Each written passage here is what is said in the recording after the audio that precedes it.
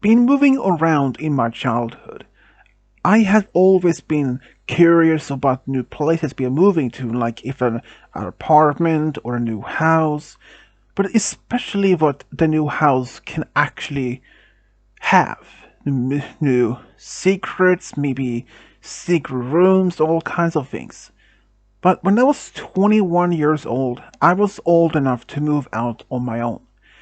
With help of my parents, I actually found a small ground floor house in the same town, but just in a small neighborhood. This particular neighborhood was one of the safest in the city. I moved in my new home around May of 2017.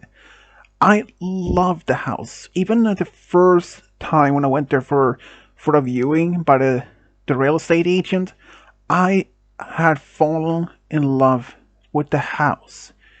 It was just the perfect place for a fresh start for me in my new adult life. I wasn't in college at the time, so I was having a good paid job, and having my own place was just it was just the most incredible step I have been taking in my new independent life. Shortly after I had finally moved in, I had met all my neighbors in particular in this neighborhood. Everyone was so friendly and kind. Well, I didn't meet everyone. I didn't meet my next door neighbor to my right. It turned out there was a guy that was 25 years old by the name Brian. Some of my neighbors told me that Brian was a little bit different than most others in the neighborhood. He he spent almost mostly by himself, but it wasn't like any creepy or scary one. It turned out he was a little bit he was like elusive for himself. He I didn't see him much after shortly I moved in, but I did see him either in his living room watch some TV or something. But one day, about maybe a couple of weeks after I moved in, I actually ran into him when I went to my mailbox to get the mail. He walked up to me and he said his name was Brian, and he welcomed me to the neighborhood. He sorry that he didn't have any time to actually to greet me directly after I moved in. I said it was okay. I understand if you're busy with life and work and all that stuff. And he said, yeah, there's just all kinds of things been happening. So he asked me what my name is and how old I am and what I think about the house so far. Well, told him I was 21 and my name was Maya and I love the house and I was just he didn't ask if I was going to stay there for a long time. I wasn't really sure at the moment. I was considering maybe move into another house, maybe one day if I find another um maybe if I found someone to start a family with. Because it was a dream of mine to settle down one day, to start a family, and just have a perfect life, which I would call it.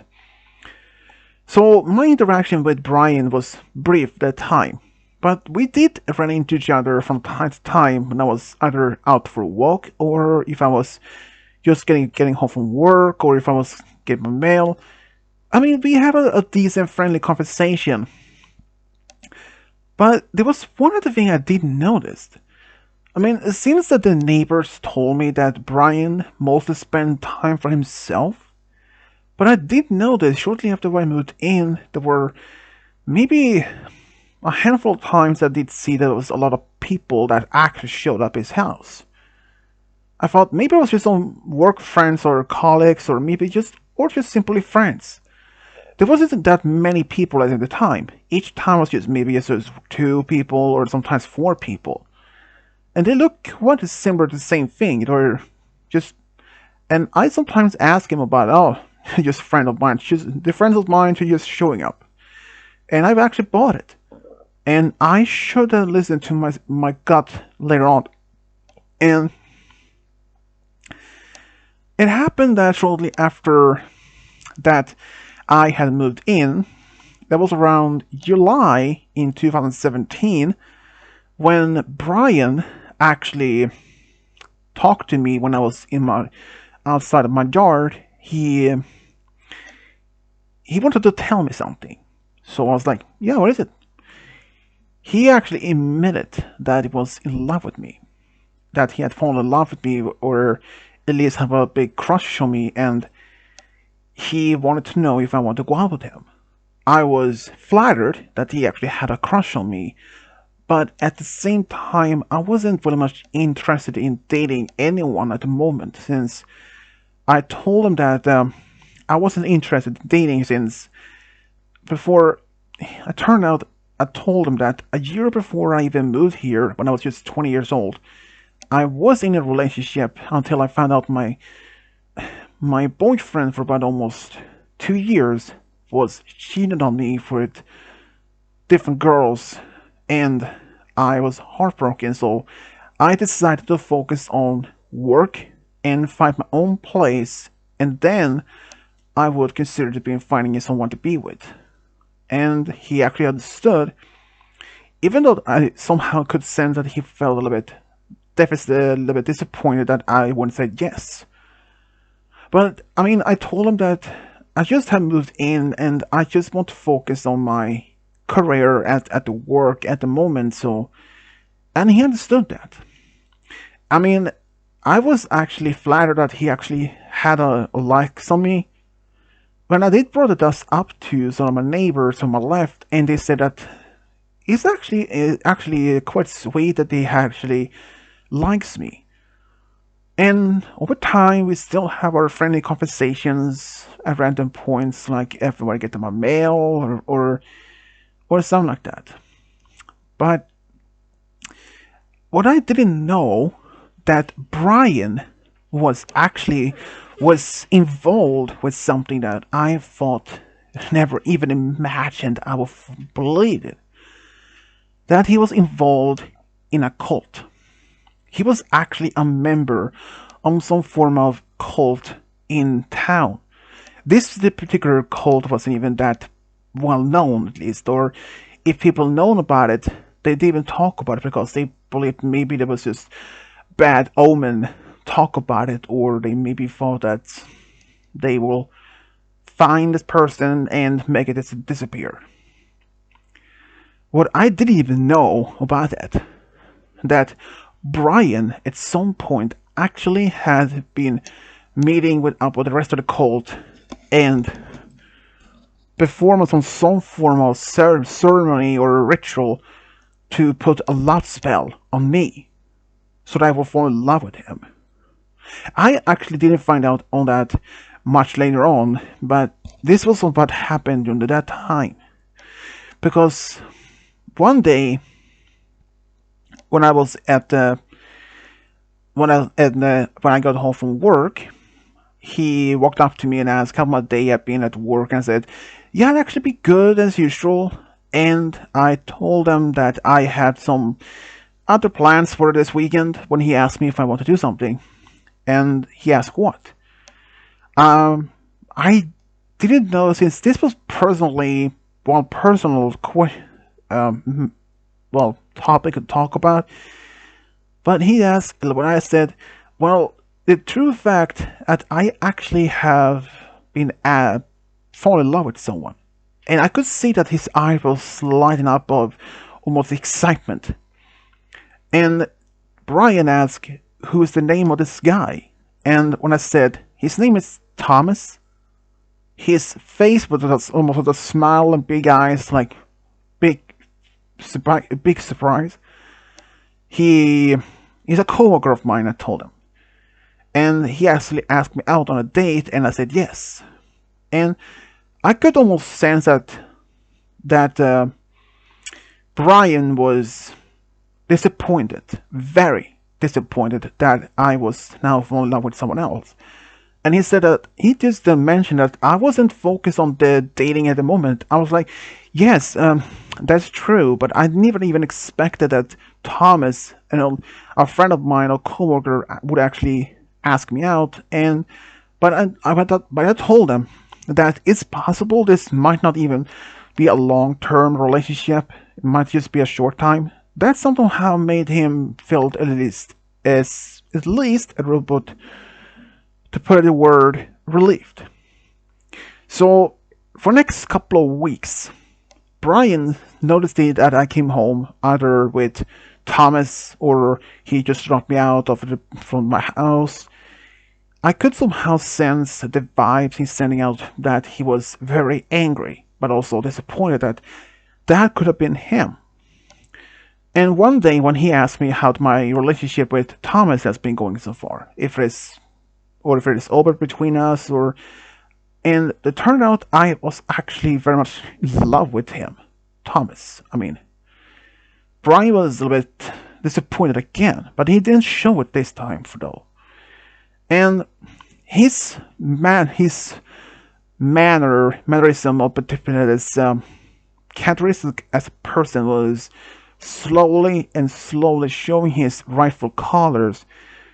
But Brian, after that, almost avoided me much. I didn't see it much at my house or at my mailbox, or even he never almost greeted me. When I saw him, I said hello and waved to him, but he just nodded and went inside.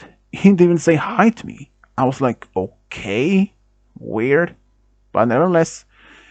But then, one day when I was at home, this was around, say, 8 p.m. I believe it was. I was just actually watching a movie, and Tom was over to watch it with me. Suddenly, I heard this sound on my front door was a knock. So Thomas went to open, and it's like, honey, there is someone here to talk to you. Who is it? Some guy named Brian. Then I realized I was actually my next door neighbor, so I went there. Brian, what can I do for you? Can you please keep it down? And he heard my house, he said. Oh, sorry, and I didn't realize that was that loud. Well, you should just keep it down, okay? And then he went. I just went back home. Oh, so I did lower the volume a little bit. And I was like, okay, that was weird. I thought it was even that loud. But anyways, around maybe an hour later, I actually heard. I was in the restaurant for a moment. When I came back to the couch, I saw that Thomas looked a little bit tense. I asked him if things was okay. He told me that he heard something from the backyard. Like, what? Tapping? He said. Tapping? Maybe it was a branch of the tree. But when he went to look, nothing. But then suddenly, around 9:30, I think, smash! A window in my back at the kitchen was smashed. And we heard the back door slam open. And we heard this loud scream. And it turned out when we both turned around and saw Brian standing by in my kitchen holding a butcher knife. A freaking butcher knife. Standing there. And he was wearing some sort of white robe. And he was saying, "You belong to me. You was promised to be my wife." I was dumbfounded. Like, I tried to talk to him calmly, but he refused to even listen to me. And he said, "You will die." He was meaning about me and Thomas. "If I can't have you, no one will have you," he screamed loudly and lifted the butcher knife and almost ran towards us. But I was so petrified at the couch. But Thomas, he never did it. He actually stood up.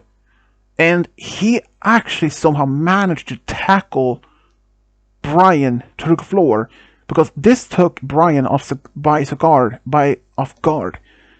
And it was one thing to mention. Brian, what he didn't even know that Thomas is an ex-Marine. He's a former Marine, and he had him to the floor almost immediately. And Brian was now in a shockhold of Thomas.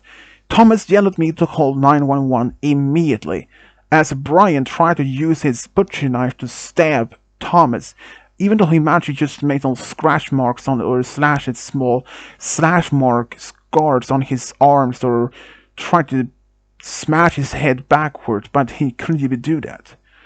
And when I told that to the operator on the phone, they sent 2 cop cars this time.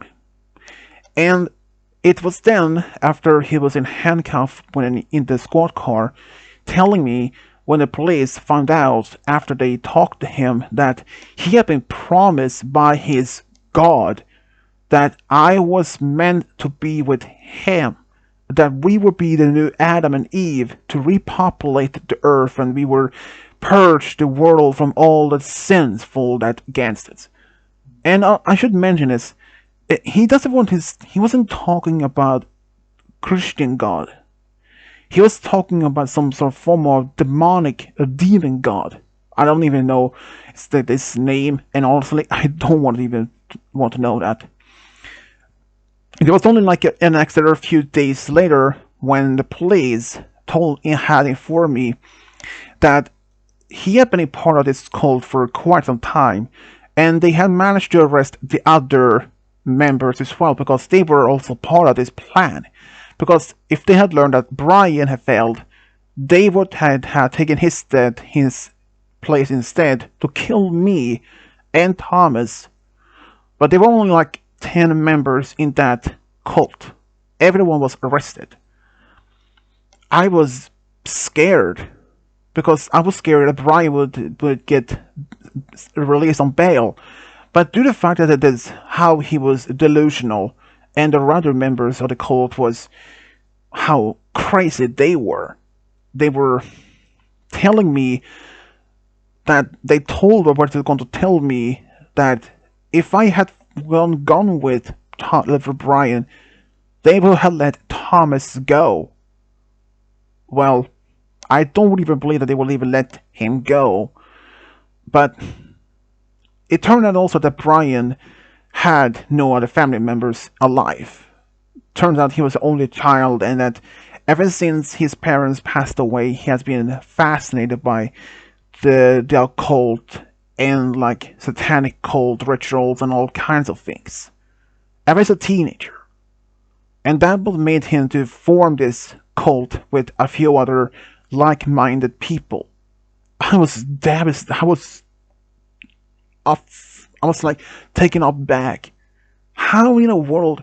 He seems to be a quite good-looking man, but friendly, but maybe a little bit, or elusive. But he decided just want to kill me because I never fall in love with him. But unluckily though, Brian, like the others, was facing quite a long time. But unfortunately, they weren't sentenced to jail. Not at all.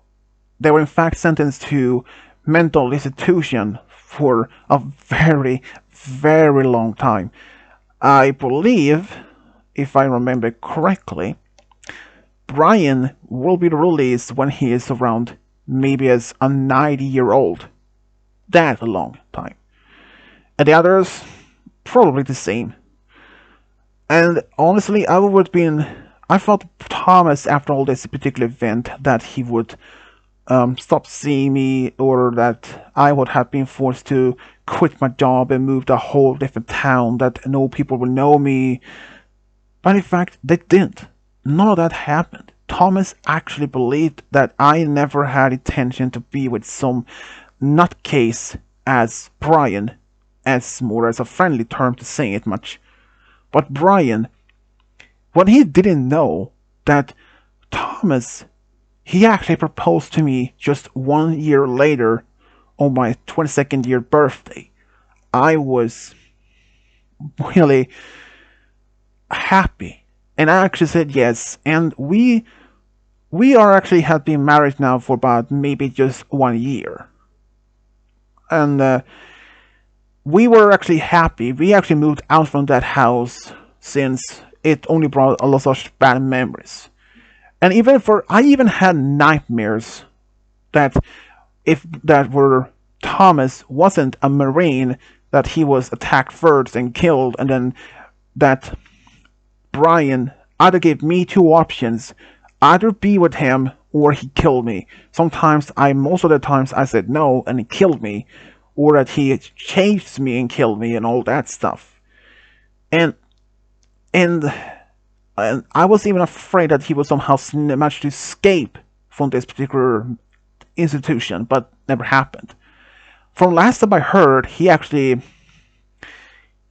died in this institution just 6 months after he was admitted.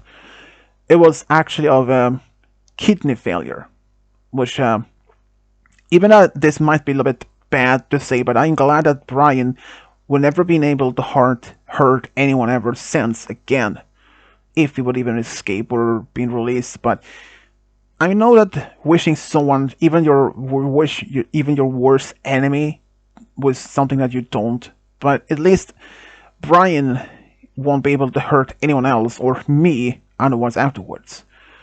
So Brian, as is cliche, we will never meet again. But if we would have done that, I would have to tell you, you would have to stay away from me, because now I'm trained to use a firearm, and I also have the permit to get conceal license. So anyone who has ever been experienced anything this particularly creepy or anything, what you do, always been on high alert. Even though you may have not been became aware of this much later on, but if you manage to do that, just get away from that situation as fast as you can. That is the only advice I can give you. Thank you for all for listening.